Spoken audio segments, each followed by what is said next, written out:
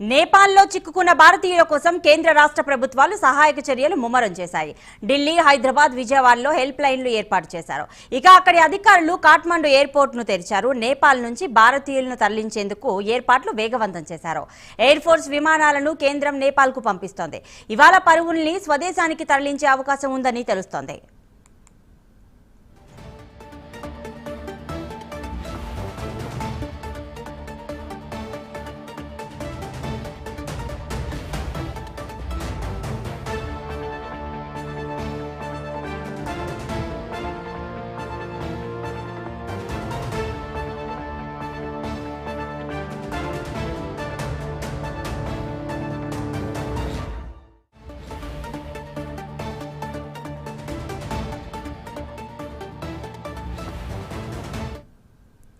నేపాల్లో భారతీయులను తీసుకొచ్చేందుకు ముమ్మర ఏర్పాట్లు జరుగుతున్నాయి. ఇక అందులో భాగంగా ఎయిర్ ఇండియా, ఇండిగో అదనపు విమానాలను సిద్ధం చేసింది.